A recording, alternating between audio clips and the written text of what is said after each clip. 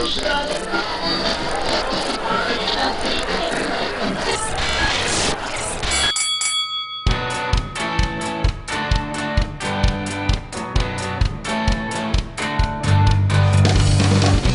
Thursday, September 12th, 2013. I'm Jimmy Principe. And I'm Trey Comstock. Put in your final orders because this is Tech's Last Call, episode 41. Your last call for tech news of the week tonight. Jimmy geeks out on Apple's latest gadgetry. Sydney takes a nap. And I try to process all the processor-related announcements. We start tonight with that small, plucky, rebellious startup, Apple. So Apple... Plucky they are. Plucky they are. Pluck them. So Apple had an event not me. this Tuesday. I don't know if we knew it was coming or not. It was total surprise. But they had an event this Tuesday, and turns out the rumors were true. They even referenced the rumors on stage again. They said, you may have heard about this, but yeah, they did that. You haven't seen it like this. Yeah, they did that with the 5, too.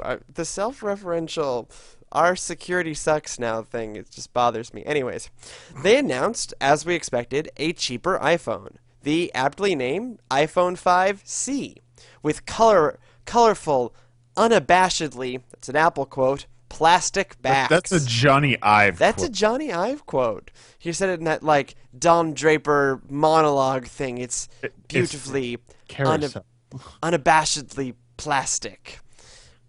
The phone has the same basic internals as the iPhone 5 that launched a year ago. And by the same basic internals, I mean, for instance, the same processor, the A6, the same screen at 4 inches, the same camera size. All of those kind of... the same eyesight camera that is in the iPhone 5. Yes, but I think it has the better front camera. It does also have a slightly better battery life because of a larger battery, thus making it a little heavier than the almost comically light iPhone 5. It comes in green, blue, yellow, pink, and white. There will be a line of cases. This is kind of fun, actually. There will be a line of cases that you can mix and match colors, which isn't that big a deal. But there are punch-out holes in the case, so that the color of the phone and the color of the case both show through. And so you can kind of do, like, really cool mixes and matches rather than just slapping a phone on it and totally covering up the color. They clearly put some thought into this anyways. Some thought. They did say that this was going to be cheaper. So is it? Well, yes. It will launch on September 20th for $99 for the 16 gigabyte and $199 for a 32 gigabytes. Pre-orders start at midnight on Friday, so in roughly like 2 hours at time of recording. Oh, and Apple now gives away iWork, iPhoto, and iMovie apps for free with every iOS device, which is actually pretty nice. Anyways, back to the matter at hand. Are we buying into Apple's lipstick on a pig approach with the iPhone C? 5C. Whatever. I think it's a good idea. I mean, they can do plastic, and I think that they're going to do plastic in a similar way that Nokia does plastic with the Lumia. Yeah. But I don't know. It is really just they're trying to distinguish, make a new product, drive more demand. Because I mean, some people want colors. Remember when they did colors for the iPod? No, look, years ago. Color isn't my issue. This and device. Plastic. Apparently, plastic isn't that big a deal for this one, right? They still have an all-metal one. They haven't totally abandoned that thing I love, which is, the feeling of cold metal in my hand. Anyways. A finely made watch, I think is how you describe the iPhone. How I've described it, the iPhone 4 especially. My issue here, I don't know if it's an issue. This is genius on Apple's part, right? And it's genius in a Tim Cook way and not in a Steve Jobs way. Steve Jobs would have said, cheaper? We'll never do cheaper. Just give them the old phone. What Tim Cook did says, yes, Ghost of Steve, we will give them. I'm convinced. He's like the Pope. No, I'm convinced more he has like a direct connection with the God of Apple. I was thinking more like Harry Potter headmasters, where like you talk to the portraits on the wall. I imagine that Steve Jobs and Tim Cook have portrait on the wall conversations in Tim Cook's office. Yes, Ghost of Steve, we will give them the old phone, but I'm going to convince them that it's a brand new product by changing metal into plastic. That's all this is. This is a rebadged iPhone 5 with a new fun color thing. And they're selling it as a whole new device to try to drive up all new hype and all new demand. It's genius, is No, what yeah, it that is is. pretty close. Well, and then they also did the iOS 7, the background will be the color that the phone is. So, Right. for example, if you buy a pink phone, you'll have a Pink. very nice gradient. Yeah, it's on Pink Watch. If you buy a pink phone, there will be a pink gradient as the default background for iOS 7 on the phone. Now, granted, of course, I'm sure you can Yeah, you change that. can. But that's that. I mean, that's a wonderfully cheap It's a thing to make clever people. software Yeah. solution to the problem. To not a problem at all. I'd like to talk about these cases though, because ever since I've seen them and seen the coverage of them and watched the announcement of them, really they made a grid pattern of all things, a grid pattern. They could have done anything. They could have made an apple on the back in holes. I They actually could have done I think it looks stupid. I think it fits with their minimalist aesthetic. It's a very basic shape. And then arrange that it's kind of, Warhol-esque, right? You just keep repeating the same thing and keep repeating the same thing in a bold color. I see the design language. I look at that and go, those two things fit together. But Johnny, I feel like that design language has been played out such that it's almost gaudy at this point. You know what I mean? I, Like d- I don't know. I see that and maybe it's just that that design aesthetic doesn't appeal to me personally, and so therefore I look at it and I go, why would I want that? I Especially when I can get a Moto X where I can actually customize the phone myself. well, you can. I mean, this is more customization than you've ever had in an iPhone. No, that's true. This is But I'm, absolutely the high. And look, Apple's all about the grid pattern. They still have the Palm OS grid pattern OS oh, that's okay, been out for 20 years. that's an excellent point. So they're all But about the grid Trey, pattern. its design language is the most innovative in the industry. Its design, its focus on design is still what sets Apple apart. No one's putting that much thought into design. To have their most famous, not the most prominent, but certainly their most famous team member be their industrial designer. Who's Samsung's industrial designer? Please name him or her. They don't have one. Who's Nokia's? They They have uh, one, actually, and he uh, occasionally gets to talk and let out of his cave. yeah, It, yeah. That's actually no, I he could find left. that. No, excuse me. He left with the Microsoft acquisition. It's the only reason why I know that. Oh, is he But going with the other yeah, I Nokia? think so. I think he's going with the Rebels. But either way, he's not staying. But who Sad are day. they? Are they getting knighted? No, they're Well, the not. part of that is Steve Jobs. Like you cannot discount Steve Jobs and his impact on industrial design and stressing its importance. No, but you can't separate Steve Jobs and Johnny Ive No, when it that's comes true. to it. Like, we'll never know, right? Because Johnny Ives kept going. But we can never quantify how much Johnny was influenced by Steve, right? Like, we can't. I talk about this on the Right. first name basis, but you can't separate that out. It's not possible. All we Right. can say is Apple still puts more time, energy, and money into their design than anybody else. Now, this particular design doesn't hit you. It actually hits me. I no, I you say that. You say they put more time, money, and effort. I would say that Motorola poured money into the design of the Moto X because it is so different from all the other phones that they've ever done. I mean, you think about the previous generation, the Moto Razr, the Droid Razr Max. They're all like chunky and they're very hard edged and the Kevlar and they're very like very manly phones, quite Yeah, honestly. sure. Yeah, they were kind of going for like a manly military Yeah, thing. like you can shoot this phone and it'll survive, like Kind of like that that kind of. watch you won. Hey, quiet you. um, but and then they talked about how they studied very Google like, of course, but they studied how people's hands are and like how they would hold the phone, and so then they used how you would hold the phone to inform what the curve on the back of that phone is, such that it's a more pronounced curve than's on the HTC One, which is just kind of they made it curved because it looked nice and whatever. I mean, But I'm looking at this phone, right? And it's not a bad looking phone. no, it's not a bad looking phone, and I would agree with that. I like. I'm talking about the Moto X. Like I like the design of the Moto X. I still don't think it's to the level of obsession that Apple's at, right? I mean, Apple, that's, they bank their whole company on that. And I think the Moto X in particular is being banked on that. But Motorola as a company, No, that's okay, still not their I value would proposition. I would agree with that. Yes, that's true. So, they do. One of the reasons why they make plastic okay on this phone, to kind of apropos of nothing, is they have this, what they call a bespoke metal frame. Oh God. And so what they're doing is they're taking one solid piece of polycarbonate plastic and gluing in a steel metal frame that's been specially designed for this phone. And so you end up with something that feels very solid in the hand. They are obsessed with the hand feel. They think they even used the phrase hand feel. I think they did. Actually, more than once. Chills run up my spine. Hand feel. It's like that game that you want to play. Yes. Yes. For the PS4, I can't even remember what it's called now. Yeah.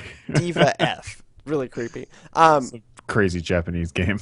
So, like, they did a lot to try and sell this old product as new. More so than they ever do. But all this really is what they've always been doing, which is sell the older model for cheaper.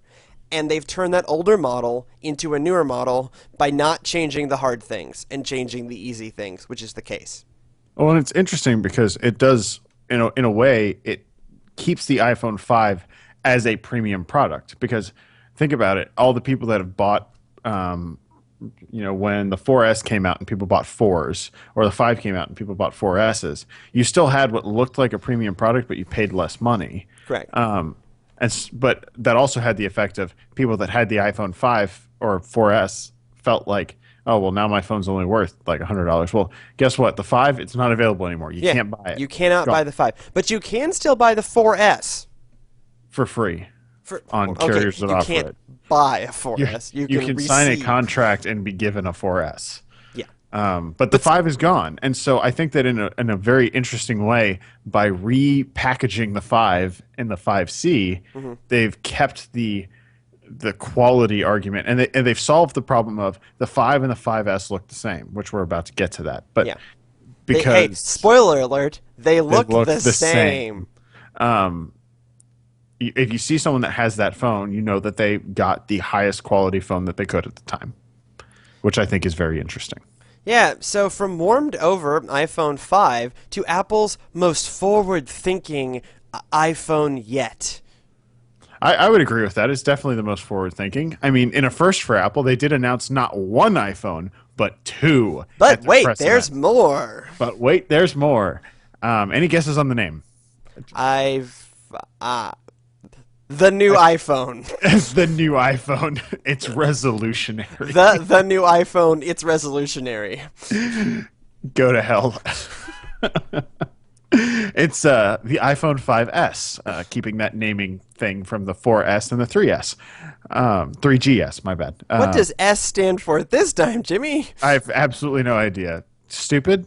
Super. Sequential? Stupefying. So yeah, that's right. The iPhone 5S is Apple's newest flagship phone, and with that title, it receives what all S versions of the iPhone have received: supercharged internals with little to no external change. And by little to no, I mean you can get it in champagne gold. It's not really like in gold. Which means it has a silly name. It has a silly champagne. It's the white on gold, and they call it champagne. Yeah, it has a white front, like the white iPhone. They also have gotten rid of the black. It's now a space gray. Space gray. It looks a little lighter. I think that's lighter. Really to solve the problem of when you scratch the black iPhone 5. Yeah. It would, like, all of a sudden you have all these scratches all over it, and it's you have really a speckled space gray phone. Now you have a solidly space gray phone. Exactly. So that was a good solution to that problem on their part. I have to definitely, congratulate them on that. So for those that were hoping for a 4.5, 5-inch, or 6-inch screen, I'm sorry, you're just out of luck. You're going to have to wait. But anyways, so the 5S, as far as internals, it contains Apple's newest mobile processor, the A7, which is the first 64-bit processor available for a mobile device. That's another leak, correct? Yeah, that was a leak, and we all kind of went, "Yeah, I could believe that. That's something that they could do." Now, Apple says that it is 56 times faster than the original iPhone. So it is 56 times faster than a phone that came out. Wait, give me a second. Count. Do it. Chug. 6 years ago. 6 years ago, correct. My birthday in 2007. Dear Apple, reference previous comments about going to hell. But they did also say that most of that, about half of that, came between the iPhone 5 and the iPhone 5S, and that was from the increase in the 64-bit processor. In addition to that 64-bit processor, it also contains a discrete low-power motion processor. Yeah. Which has the accelerometer, compass, and gyroscope, and it's called the M7. And it's what Apple's kind of positioning to take on that fitness and wearable tech sector, and is most likely the processor we're going to see in any potential iWatch. It also has a new camera sensor, not a more megapixel camera sensor, but a camera sensor that is 15% larger than the previous phone. Okay. And it also has a brighter lens with an f2.2 aperture instead of an f2.4. So presumably it will take better low light shots than the iPhone 5, both because of the larger sensor and because of the larger aperture. And it's got the new flash as well. Yeah, it also has a dual LED flash, one that's a warm and one that's a cool, and they're claiming 1,000 different combinations of lighting on this flash to better match ambient lighting. Which I would guess that what that really is that the cooler one is the color of fluorescence and the warmer one is the color of incandescence. Yeah, that's what it will match in the middle. Yeah. And then they kind of talked about that, it being that in the announcement. But again, that's going to help with that low light performance. If there's a flash that you don't hate using. So I have this phone, which has like the worst flash in the world. And for the audio listeners, he's holding up his beloved Galaxy S3. Beloved is a term I would use very loosely. Hey, Jimmy, has it run out of batteries today? No, because it sat on a charger all day. It is at currently, so for the record, it is 11:50 local time. It is at 20% battery. I took it off the charger 6 hours ago. Okay, continue. But anyways, totally. Now that we're back on the rails, the other main hardware change of the iPhone 5S, and probably the one that is the most revolutionary in this device, is Apple's implementation of a fingerprint reader that they called Touch ID, which is actually a good name for once. Yeah, it's not kind of stupid. Yeah, they have cleverly included a capacitive button on the physical home button at the bottom of the iPhone that we've all become very familiar with, that detects your fingerprint to unlock the device or authenticate purchases from the iTunes store.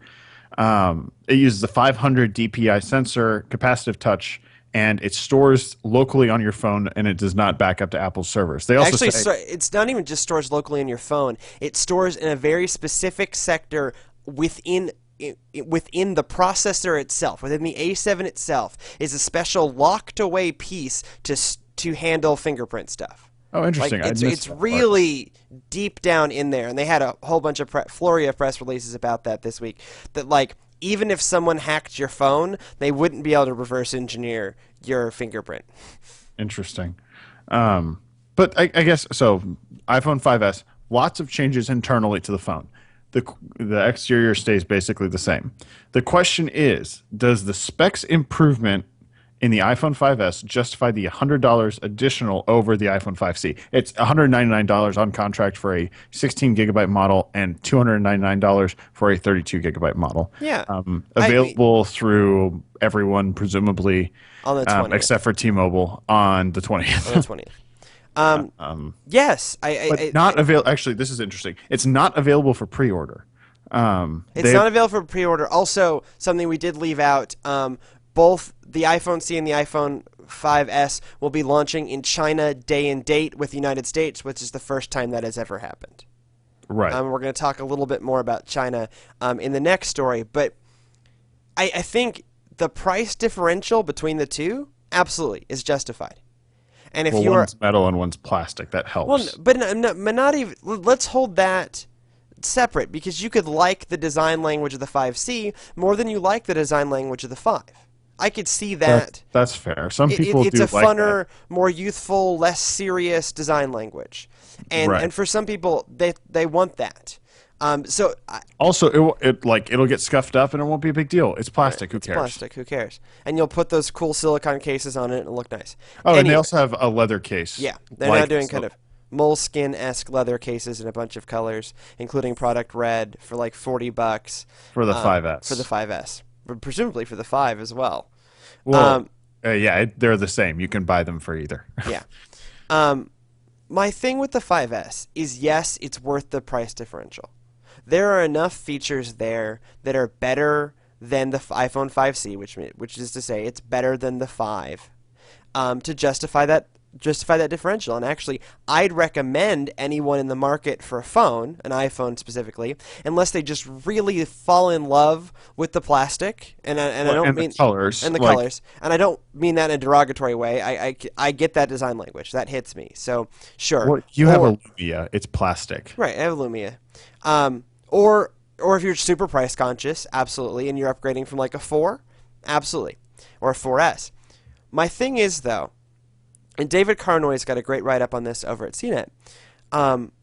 There's enough there to justify the difference. That A7 processor, I don't really know what I'm going to do with 64-bit mobile processing, but it's great. I can have it. Well, an interesting point there that I left out is that the 64-bit processor enables OpenGL 3.0 support. Yeah. So some branch of it, which means like real gaming on yeah. Apple devices. And they showed off. They showed off. The third installment of the Infinity Blade trilogy. Infinity Blade trilogy, and it looked really good. Yeah, and they were saying that this was all rendered in real time, and like they had the guy there with the iPhone playing it, and it looked amazing.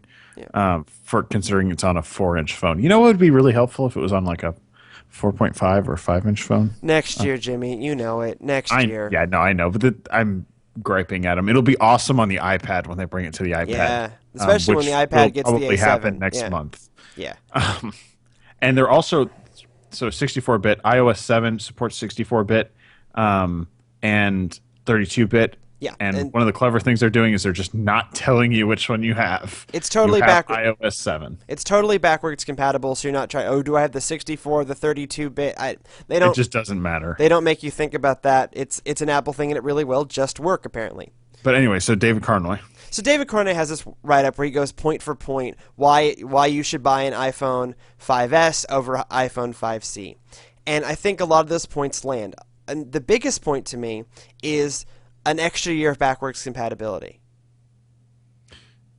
Yeah, that's true. Because this is essentially the iPhone 5C, as we talked about, is essentially a rebranded 5. Okay? It's last year's technology. And so that means it has kind of a year less in its life. Because right now they're not taking advantage of the 64-bit. But what happens when they really start leaning into the 64-bit? Then that iPhone 5C is totally left out in the dark. And why that's going to hit average consumers is because of gaming, specifically, right? We keep talking about how console gaming is dying to mobile gaming. And so this is going to be the longer backwards compatible, the longer lifespan gaming device because it has the more power.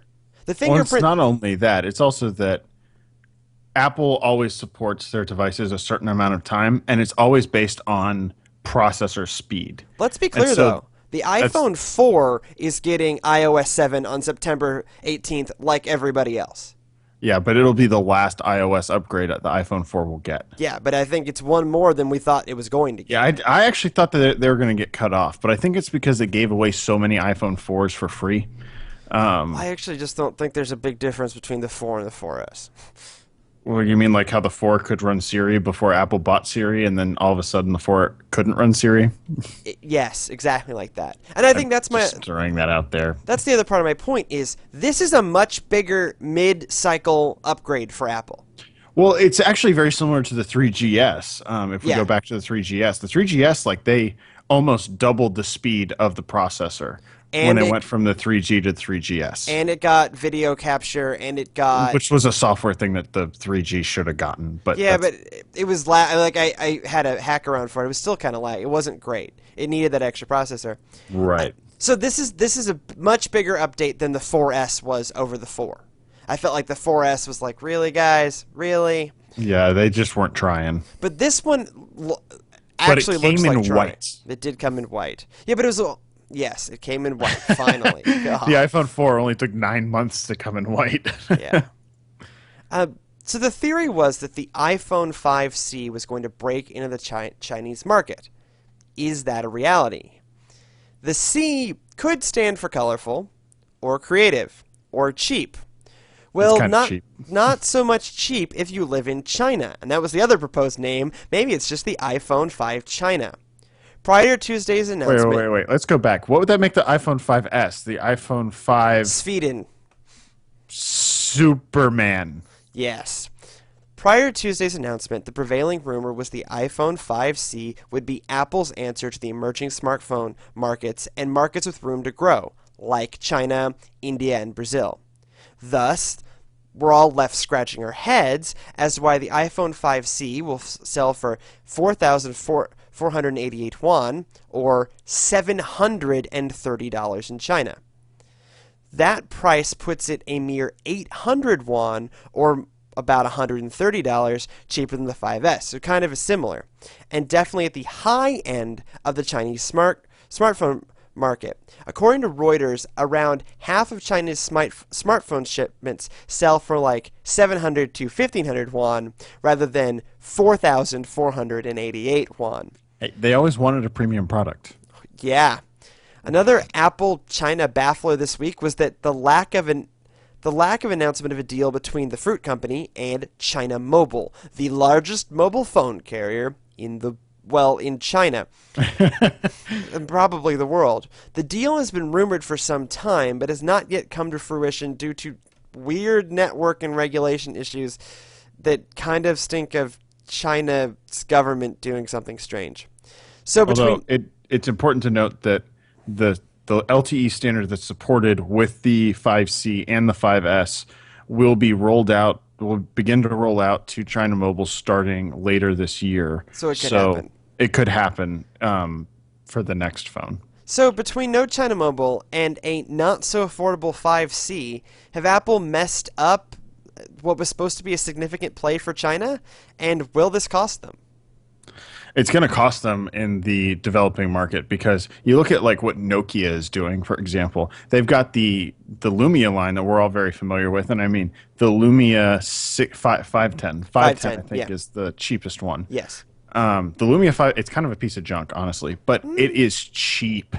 You $100 can get off contract. Yeah, it's a little. I think it's $120 off, but still, it's $120 off contract, and you get what you pay for. But in addition to that, what we don't see here in the United States is the Asha line, which is smartphones for the developing market, and that uses, I think, some fork of their Symbian. Yeah, it OS. uses a fork of the Symbian. I mean, I see that. I go to developing markets with some regularity, and I see them.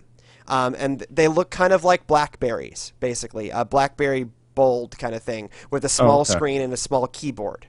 A physical keyboard kind of thing. And they're nice phones. They seem very survivable. I've seen them. Well, and that's part of what they're advertised to be, like built like tanks. Yeah.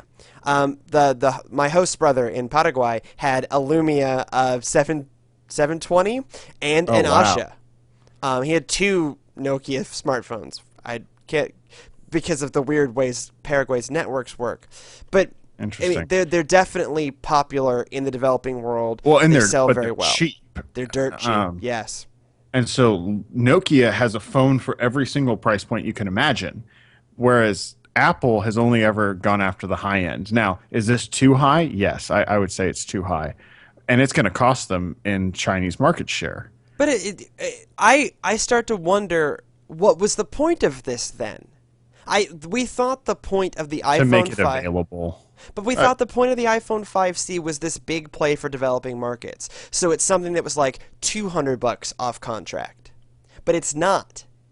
And so Is this just a rebadging, a pleasant rebadging for the United States? It's still going to be a status symbol in the developing world and in growing markets, rather than the phone of the people, which is kind of what we thought this was supposed to be. I'm actually really surprised by this. I had a lot of hope for what this could have But been, and it's not that at all. but if you think about it, so it's a repackaged iPhone 5S. Okay, Hmm. so Apple. I'm trying to remember. I think iPhone 5 or the It's a repackaged iPhone repackaged 5. 5. Yeah. Yeah, sorry. So the iPhone 5, when it came out, I think it cost $230 to for the pieces, based on an iFixit teardown. That's totally off the top of my head. Go look it up. Internet. I'll find it and I'll put it in the show notes. But even with you figure that the cost has gone down because they it's now in plastic Hmm. and the parts are less expensive now.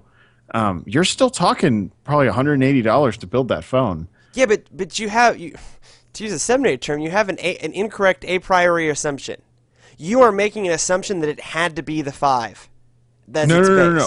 base. That's true. I'm saying that they Given decided right, for it to be the 5. right. That's what I mean. That was a decision that Apple made, Right, which makes me think that it was not a play for China. right. They included so they changed the antenna between the iPhone 5 and the iPhone 5C. The iPhone 5C, they didn't really talk about it, but it includes a wider band of Mhm. LTE that it supports. No, they Uh, talked about it a it's little. this, They touched on it.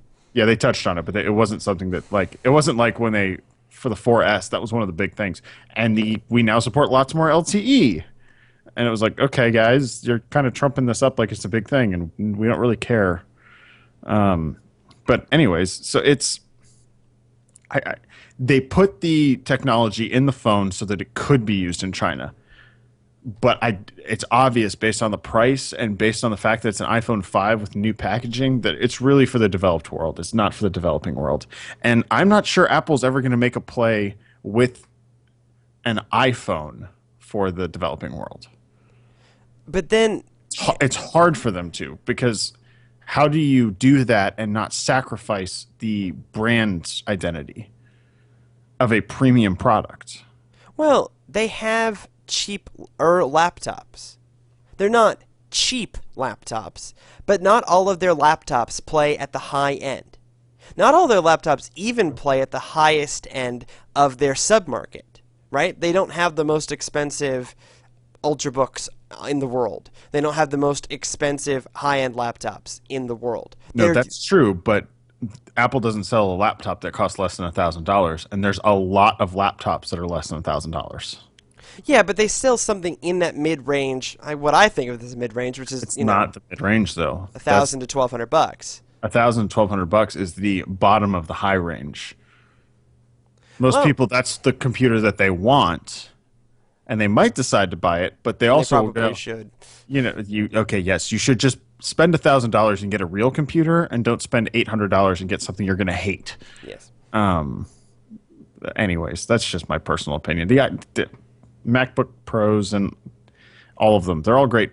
Just buy one, you'll be happy. Whatever. But so I guess this is kind of slotting in where the 11-inch Air Yeah, slots in. it is an 11-inch Air for the mobile phone business. Now, I think that part of that is just because China seems to have a ridiculously low cost. I wonder if some of this is that China is charging a lot of money for import on Apple. Yeah, it could be. There's probably Which is some funny because political- they're not actually being imported. it's actually built right in China, but I'm It's sure that there's some sort of like yeah, taxes and stuff. taxes Tariffs. because it's an American company in China, Yeah. whereas it's not a Chinese company that's conveniently owned by the state in China. Right, which makes me And wonder it's how not much. Nokia, which just makes phones at every cost point, as I said. Right, and no one gets mad at them. One of the Asha phones costs $20 Yeah, US off contract. yeah, and they're not bad phones for what they are. And They're great. Jessica Dolcourt over at CNET said, actually, this thing is not that bad. I think I think some of what we're seeing is Apple not making a play to sacrifice their brand identity, and some of that being this may just be Chinese tax law that we're running up against. But in other news of small but well-known companies, Microsoft might have something new on the device front. Something new from Redmond. So now that we've run out of Apple rumors for the moment, it's time for us to move on. Ah, yes. Move on to the Microsoft rumors. Bum, bum, Microsoft bum. Microsoft has announced that it will be holding a Surface Press event on September 23rd. That's lame. They should have like leaked it out with like really coded things, not really tell us what it's about, but they like I think that a I new think that the wave press is arriving announcement. soon. I think that the press announcement should have said something like, "There's something new below the surface," or Yes. like, so it's Surface, but it's not obvious. Like they don't come out and say, "Hey, we're going to talk about Surface on September 23rd." Or Damn you, just given Microsoft. the other rumors that you're about to hear about, something new to lock into. And the prevailing assumption is that this event will be the unveiling of the Surface 2 Yes, and the Surface which is Pro what 2. Surface 2 replaces the RT. Yes. Well, Surface Art, yeah, they should never have called it RT. Right. Um, It's messed up. Surface 2 and the Surface Pro 2, as Balmer would be so happy to name. What comes after Windows 7, Balmers? Windows 8. 8. Although, along with this announcement, of course, come all the leaks. Now, here's what we think we know. Both devices will include a new, more adjustable kickstand as opposed to the one that's like 22 degrees. It's all you need. Why would you want They anything did else? studies on this. Yeah, I have to say, 22 degrees is a great angle. Sydney could probably say more about that if she weren't napping, but 22 degrees seems like a great angle. The Pro will probably be bumped up to Intel's new Haswell Yeah. processor, while the tablet formerly known as the RT will lose that branding because people hate it, and probably have an NVIDIA Tegra 4 processor, which would be in line with, With the Tegra 3 that's in the Surface RT now. or we could just go completely insane and say it's going to be a Snapdragon Yeah. 800 processor, Or an Intel chip, which we'll find out or in the next story. or an Exynos. Octa-core, Octa-core. which now can actually use all 8 cores thanks to new software and hardware developed by Samsung. It's not in the rundown, but look it up. They finally aren't lying about that thing. Yeah, not that they haven't been advertising that it has 8 cores internationally for a year and a half now. Yeah. Anyways, we also believe that we'll be seeing new accessories for the Surface. A so-called power cover, which Sounds will, like a superhero. it is. It's the cape for the Surface, really. It will boost battery life with a built-in battery of its own. Sounds a lot like the kind of Transformer Yeah, the pad Transformer Prime thing, yeah. thing. Yeah. And it'll also have a long yearned for docking station. One thing you can always trust from Windows, a Docking stations. So, are we excited for new Surfaces, or do we think Microsoft needs to learn from the past and give up on their tablets, or just more styluses? Can I say yes to both? I am Yes, excited about you can new actually say yes to both. I mean, we gave the Surface our device of the year last year. It was our inaugural device of the year, and I think it was one of the coolest devices that came out in 2012. We happily bought one. Sydney loves it. It is cool. It is Everyone a much more. has one loves it. Everyone who has one loves it. It is a much more useful ARM-based tablet than the iPad. I've had an iPad. I've seen someone live with a Surface RT for almost a year now, and she is much happier with it than I was at a year into my ownership of an iPad. And it is important to note, you mentioned the iWork suite. I forgot to mention this in the Apple thing, that Apple's including that. Yeah. I'm sure that in a large part that is due to Microsoft including the Office for Surface whenever they sell Surface. It's packed in Surface and has always been packed in with Windows Phone and with what was it and Win Mobile. Win Mobile came with Office as well. Right, and that was the whole point behind Windows Mobile. Yeah. So I am very excited to see what they're going to do with the new Surface. One thing I'm really looking for is what's the battery life number going to be on the new Surface Pro? Is Haswell going to get them to the 10-hour battery life? What we're hearing is they're going to get close. It's going to be more like 8. Yeah, what's because the Sony made the jump, where it was originally like 5 hours and now it's like 9 hours. Yeah, so it'll probably be more like 8 or 9 rather than 10. But even still, that's a significant upgrade. I mean, at 9 hours, that's okay, that's enough. Right. For a real all day. Now, on an a laptop. An RT2, look. I might buy it. I'm gonna be honest. Yeah, I mean it'll be a great tablet. It's just how much longer are they really going to support this RT idea? Not the idea of like a touch-based thing, because I think that's here to stay. but that's doing pretty well in both the Windows 8 and Windows RT realm. And they're, no, there's a rumor that the Nokia, what's it called, the Sirius. The Lumia 1520. No, not the phone, the tablet. There's also rumors that Nokia is launching a tablet Oh, this month. yeah. It's codenamed like Sirius or something. Is in black or As is in it Sirius why Black. so? I don't know. So like that's rumored. So there's a few other RT devices in the works. I love the Surface RT, and I stand by it as our pick for Gadget of the Year last year. I'm just not sure the world really wants another Surface. Surface owners would love another Surface, but the rest of the world, the confusion that it can't run real Windows apps is just a little ridiculous. Yeah, and yeah, that's a distinction that Microsoft even, and we had this discussion. It probably was in a pilot episode about how it's a marketing problem. They need to figure out how to market the damn things, and they haven't done it. They haven't done it, and they're not pushing the Surface RT enough. And well, honestly, RT is a dumb idea. Yes. It's just a dumb idea. And I get what they did, because we really wanted Windows on ARM, and you can't fork the code base like that and expect it to be run x86 apps. I'm no developer, but I'm... However, if you could get a low power, like the Bay Trail processor... Yeah, which transitions... Actually, we'll just go ahead and transition nicely into the next story. Microsoft has Surfaces, but Intel might have chips soon to power them. In what's been a week of like crazy amounts of announcements and more to come, Intel had their developer conference this week, and there was a number of announcements out of the chip maker. And the big theme was, big surprise, mobile computing. Wait, is that a thing? Yeah, it's a thing. And Damn. Intel has struggled with it. Note that there is such thing as Windows on ARM, which is RT. Intel has struggled breaking into it. Anything that isn't a laptop or larger. But like Charlie Brown and the football, they're at it again. They announced their new Quark system on a chip for embedded computing. So this is things like smartwatches. Yeah, it is a cool name. That's actually a cool name. For Intel, it's an amazingly cool name. Yeah, they didn't call it Ivy Bridge, which no one really understands. Well, those are technically code names. The fact that they get used in regular parlance is a little messed up. So this Quark is not really for laptops or tablets or phones, more for things like smartwatches that require very low power and very low heat.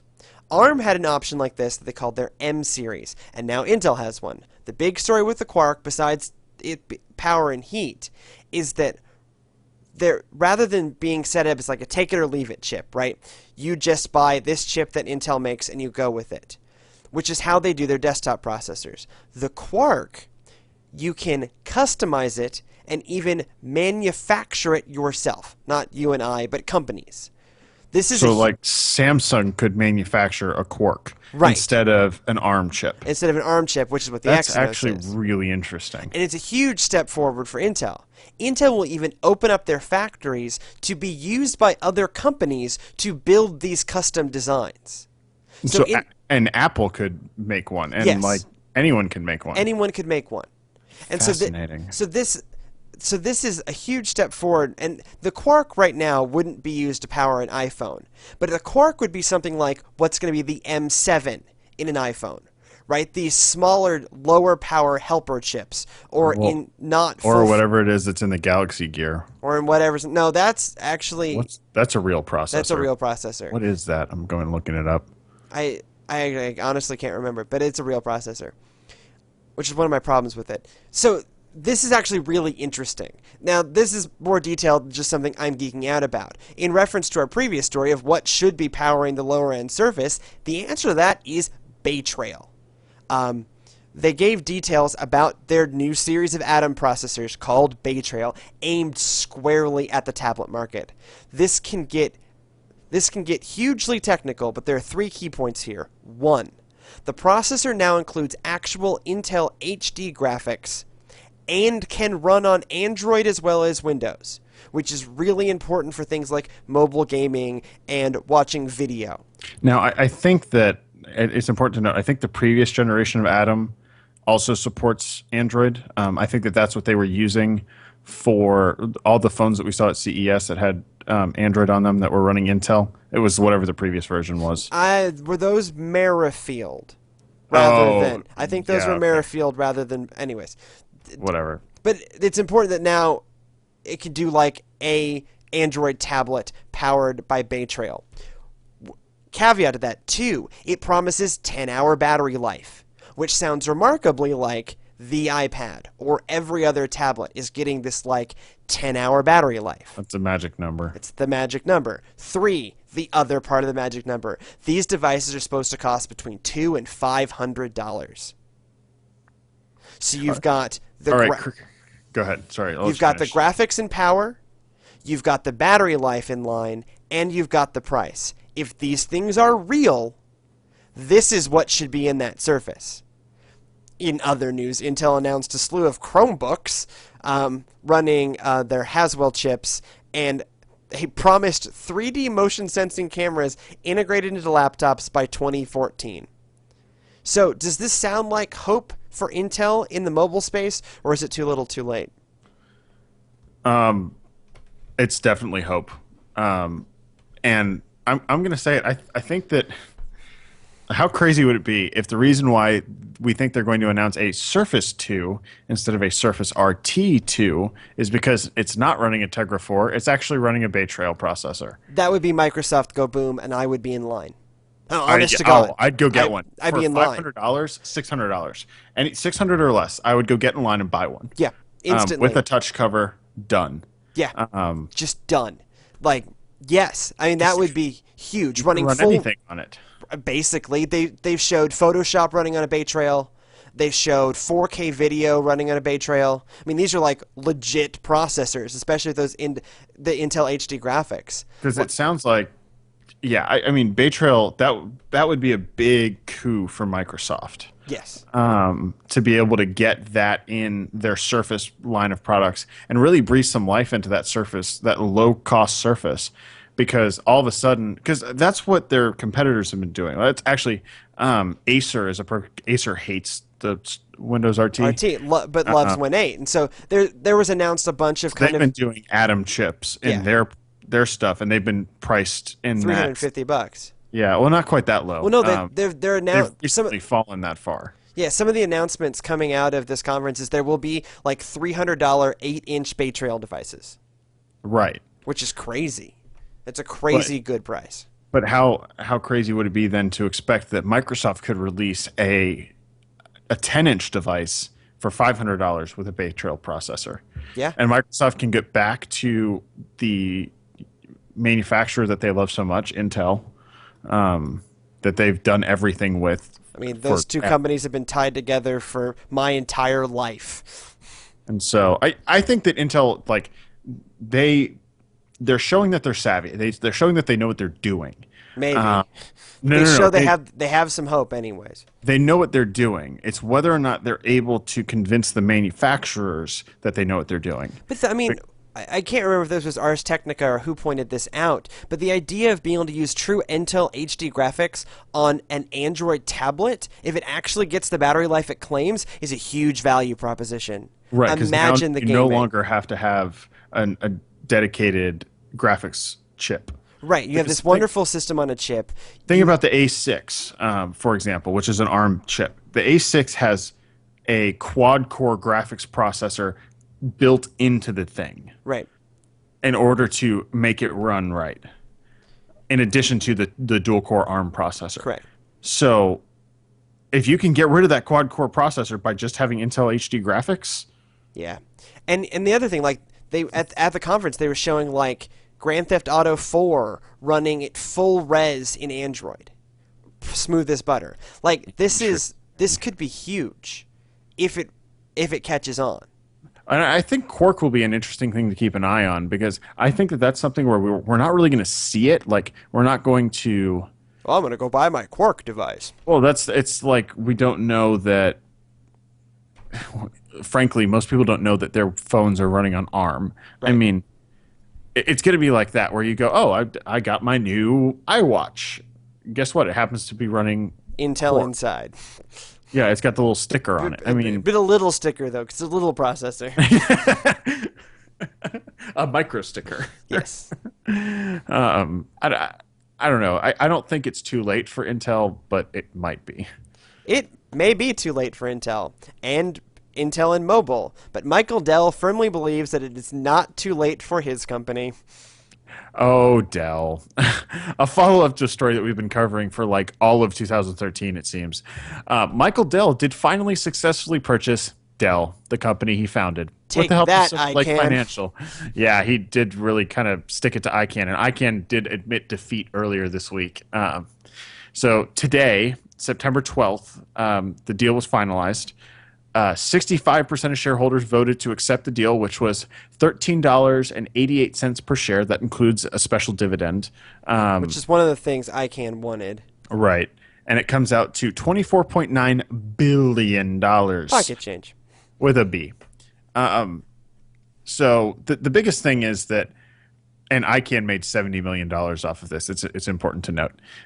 So the biggest question, Trey, is do we think that Dell will now be successful in making the transition from a PC company known for such, air quotes, quality products as died in 10 months as the Studio and Inspiron line to a company that's a real threat in the mobile space going forward? Or are they pretty much just totally screwed? I don't know about totally screwed. I think, well, XPS is a good line, and they have that. They've been milking that for all it's worth. Well, and they're still corporate partners. I don't know. Latitude. I mean, I don't know. But the thing is this gives them flexibility, which they act like that's what they've been lacking. Now, we've seen what, changing a variable can do with a company like Yahoo, right? Marissa Myers came in and traffic is up and mind share is changing and attitudes towards Yahoo are changing. And this is not a directly analogous position, but we're at least changing One's a software company and one is a hardware company. Right. Look, it's not a totally analogous thing. All I'm saying is you change a variable and you might get different results. It's an experiment. But at least it's an experiment rather than just we know what's going to keep happening if they don't do anything. Well, I think the interesting thing is at the beginning of the year, because I think that this first started in February, where Dell was going through these motions of getting Silver Lake involved and getting all of this stuff lined up. And at that point, Dell had like nothing. The most interesting device they had was the little Duo thing, which was just a realization of the device that they introduced in 2008. That was an Inspiron thing that had a Atom processor and was totally underpowered and kind of worked like crap. Yes, it was all of those things are true. It was a netbook with the same flip screen idea. This one is an actually ultrabook with the flip screen. Still really cool. XPS 12. Look it up. But that was the only device that they had that was kind of interesting, that had a different value proposition. Since then, they've released a Latitude tablet that actually looks good, an XPS tablet that actually looks good. They showed off some interesting things at Computex, I think it was. I can't remember now. One of the trade shows where it was a yoga-like design, like the Lenovo Yoga, except instead of having raised keys like the Yoga does, instead it has like almost a touch cover-like keys. Okay. So it was able to be lighter and thinner than the Yoga, and it would flip back. That's something they showed off that still hasn't come to market. It Vaporware. Well, no, they'll probably announce it if they're going to here in the next month for Christmas time. But they've done some interesting things. And in fact, one of the people I work with, he was telling me how, I just bought this Latitude tablet. And me being me, I go, why? What made you decide that that's what you wanted? He said, well, I can play all my videos on it. It has good battery life, all of these things. And I'm going, wow, apparently Dell has managed to convince at least one person that their Latitude line is worth at least looking at. And this is someone that's fairly technologically literate, but not so much so that they'd actively seek out Dell. So, I don't know. We'll see what they do. The streak failed miserably. Dell's never been able to figure out how to do phones. Dell's never been able to figure out how to do anything but PCs. And their tablet computers are just kind of a logical progression of the PC.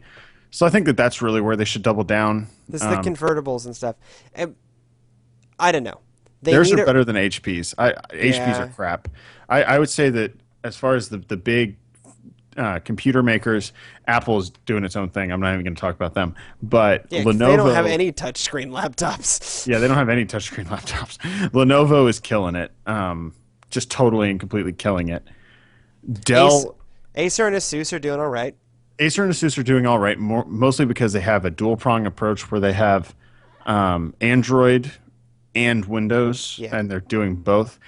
Dell only has Windows, but some of their devices are interesting, and then followed up by HP, who just doesn't know what they're doing. They don't. Yeah. They wouldn't know their head from a hole in the ground. Speaking of someone who seems to have lost their head in a hole, is this week's gadget. What? What? What? And music. What? Gadget. Go.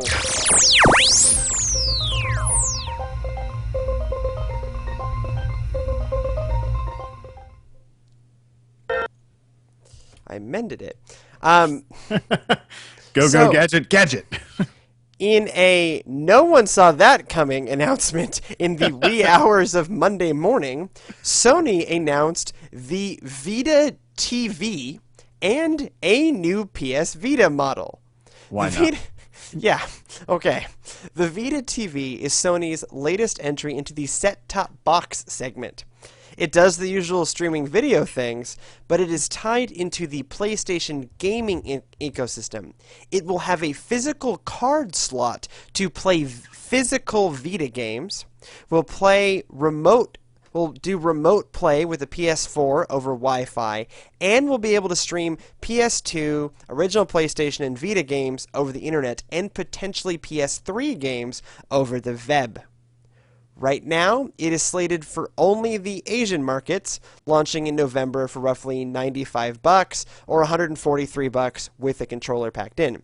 There are currently no plans to bring this to the United States or Europe, according to Sony. The PS Vita got a slightly better or worse revision depending on your perspective. The better is that it now has an integrated internal storage rather than that stupid proprietary and expensive memory format that was the dumbest thing on earth and should never have shipped in a product in 2013. Memory Stick Duo. It's something, yeah. It has a stupid I name. think it's Memory Stick. It's Memory Stick branded, yeah. Dear Sony, just stop. kill Memory Stick. Just stop, please. But yeah. You remember how I said that you're doing a really good job of doing standards? SD, it's a thing. You don't always do it right. The device also got slimmer and has slightly better battery life. That all sounds good. What could possibly go wrong? The worst is that beautiful OLED screen that is one of those like key things of the Vita has been replaced with an LCD one. It's not a huge thing, but it's just I don't think it's better. Are either of these It's worse. Are either of these things devices you need in your home? Need? No. Want? Yes. Which one? one? I want a Vita TV. I don't know why I need it. I have every other set-top box device in the world. Why not? Well, for me, the big thing with the Vita TV is a scenario that I don't have in my life. But you can imagine a house with two televisions. Now both of them can play PS4 games, and you only need one PS4. It's actually it is equivalent to the dish hopper with sling and the Joey. Yeah, it's the same thing. It's a Sony Joey. It's a PS Joey. It's exactly what it is. It's a PS Joey. The Vita TV is the PS Joey. Yes. It's the PS Joey. But it really is. I mean, it works exactly the same way. It takes advantage of the high-powered hardware that you have sitting, not being used, and uses it. Yeah, and the Vita can already do that remote play, but that's on a handheld. And what if you have a second television and you want to play your PS4 games there? Boom, you can do it. You can connect a DualShock 3 controller to it. I mean, the rest of it doesn't seem that compelling to me. It's interesting. For $95, I mean, you're competing with the high-end Roku, the Apple TV, and if you already have that's the thing. If you already have a PS4 or a PS Vita, or both, especially if you have both, the Vita TV makes sense if you don't already have a set-top box. Yeah. Because now you can play your PS4 in your bedroom and on your big screen TV And on your Vita. and on your Vita. See, look at that. 3 places, 1 device. Right. No, I think. Look, I really think that part of it makes sense. But If it I'm does, going to go buy an old Vita if they're going to bring this, because currently this is only for Asia. If they announce that they're bringing it to the United States, I'm going out and buying a Vita that day because I like the OLED screen. Having used the OLED screen on yours, Trey, yeah. I like the OLED screen, and I don't want an LCD screen. It's. I mean, it is beautiful. I like the Vita as a device. It doesn't have the same like industrial design of the original PSP, No. which was just like steel and Yes. like it was made out of girders and They had that thing figured out, except for UMD memory, which is dumb. Just you mean another proprietary memory format? it was just dumb. This just kind of came out of nowhere. I'm a little surprised right now it's Asia only. It's actually going to launch on November 14th in Japan, the day before the PlayStation 4 launches in the US. Also this week, Sony announced that Japan doesn't get the PS4 until February. Which sucks for Japan. Well, yeah, but Japan's just not a market. They're in competition with Microsoft, and so they're not worrying about it because they don't need to worry about it. So you mean Microsoft can reintroduce El Duque because they don't have to worry Yeah, about all Japanese hands? right. The El Duque, which was great for driving games. For those of you who don't understand what the hell I'm talking about, it's the huge original Xbox controller. Let's see if I can find a link. I'm gonna go. That just consumed all of your hand. It was beautiful. But something else you can be doing with your hands is this week's Geeks Anonymous. Last night, Darth Vader came down from planet Vulcan and Was, without doubt, the worst episode ever. I think we should call it your grave. curse your sudden but inevitable betrayal. So admit it, folks. You wish you were Tony Stark. Always. Being a billionaire with all kinds of fun tech toys is something that most of us can only dream of. Well, one man who knows a lot about being a billionaire with all kinds of fun tech toys is trying to bring that dream to the rest of us. That's right, we're talking about everyone's favorite eccentric billionaire, Elon Musk, who revealed this week how he uses a combination of a Leap Motion, Oculus Rift, and a 3D projector and some other gear to create an Iron Man-esque 3D modeling and design system based on gestures. Right? I need to use this Leap Motion more. Yeah. Musk claims that this setup allows users to, quote, take something from your mind to a physical object with far greater ease than we currently do. As we most frequently ask when it comes to Mr. Musk, is this a seriously useful system he's designed or just a fun and flashy idea? Hey, Jimmy. You're a designer. Yeah, so my real job, I do 3-dimensional design in building systems. And so, okay, he makes it sound, there's a video on the Verge story that'll be in the show notes that's very interesting. And you watch him kind of manipulate it, and you think, like, this is really cool. But all he's doing is he's manipulating the visibility of the object. And so he's making it very easy so that if I have a part that I'm trying to look at and trying to see how it fits together, then I can, in the way that Tony Stark does, like kind of, I can grab a piece and move it, or like I can twist it or whatever. But what he doesn't show, and what he's talking about and what he's showing are two different things. He's talking about how it will make designing so much easier, because instead of having to manipulate a keyboard and a mouse in order to draw something in 3D, which is granted not very easy. Sometimes you know what the shape looks like in your head, and the process of making it in a 3-dimensional program like SolidWorks or AutoCAD is very difficult. But what he's saying is, instead of doing that, you could do it with your hands. Well, he doesn't really show anything like that. So although it's very interesting from an interacting with a 3-dimensional model in a more intuitive way, because a lot of people do not have very good spatial reasoning skills, which means that you can look at a 3D object and you can't imagine what it looks like turned 90 degrees. Right. And so this way you just turn it 90 degrees. But this way, you have a Oculus Rift on, you have a pair of 3D glasses on, and you have Elite Motion, and you sit there and you turn it in a way that makes sense to you in a physical world. Like you can take, let's see, what do I have on my desk? That's a perfect example. These wire cutters. This is a perfect time to plug the video version of the podcast that's available on at textlesscall.com. So whereas you can look at a view like this, you might not be able to visualize what it looks like from this side. You can turn it with your hands like you would in the real world if it were a model. So that's kind of what he's talking about. And I agree with him that it would be very interesting especially for pitching ideas to billionaires that have lots of money but don't necessarily have the technical expertise that Elon Musk does.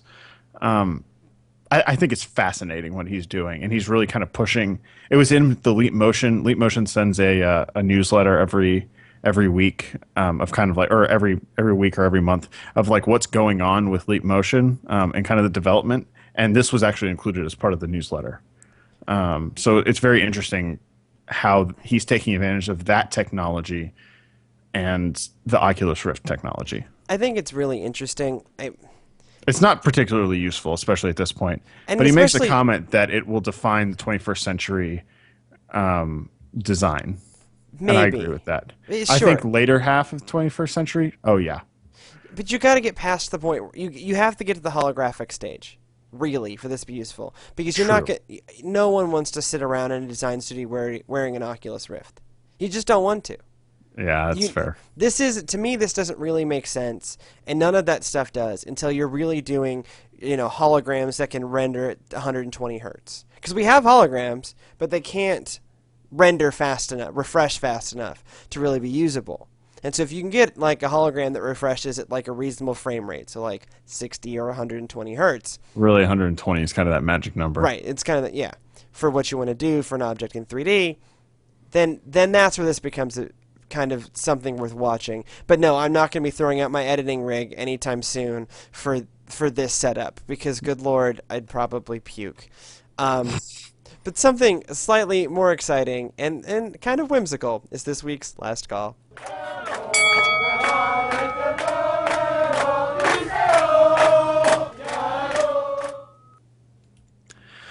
So while Apple was strutting its stuff in Cupertino, Motorola held a small press event deep in the heart of Texas. Heart of Texas. There's some clapping involved there, but Trey will yell at me if I clap near my mic. So they're showing off their Made in America manufacturing process for their flagship phone, the Moto X. So the company that is contracted to build the phone is called Flextronics, and apparently they ship approximately 100,000 phones per week. And the journalists were given access to tour the facility and see how they do it. Well, unfortunately, we were not part of that tour. I submitted my application; they just wouldn't take it. However, you, me, and everyone else can have a view inside the factory through our favorite tool, Google Street View. Google has added some images on their Street View of the inside of the plant. Now, granted, they're images that you can kind of pan around in and zoom in on, but you can't walk around the plants. Bummer. Probably for like really good. They don't want to trade secrets. Yeah, trade secrets, and you really can't see the specifics of what's going on. You can just see kind of the general setup and things like that. Very much in how they posted the pictures of like their cooling plants. Yeah. Similar idea.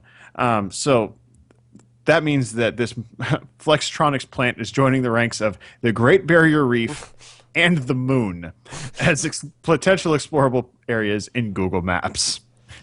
Google understands, like no other company, just the way to kind of make you smile with the strangest ideas. And I guess this is just kind of one of those good like proofs. See, it really is made in America. It's not a bad idea. You go to the plant and you zoom in, and it'll take you to Street View, and you can look at the plants. Fascinating. But that brings us to the end of another extremely long edition of Tech's Last Call. It's Apple's fault. This is Apple's fault. And Sony and Microsoft and Intel. The news is happening, y'all. You better get on board. If you have any feedback for the show, please, as ever. It's like that Ferris Bueller quote. Yeah. Tech's Last Call, TextLessCall.com. We've got a comment page on the podcast. You can do podcast at TextLessCall.com, Facebook.com/TextLessCall, Pinterest.com/TextLessCall, or at TextLessCall on the Twitters. However you find us, we'll be seeing you on the interwebs.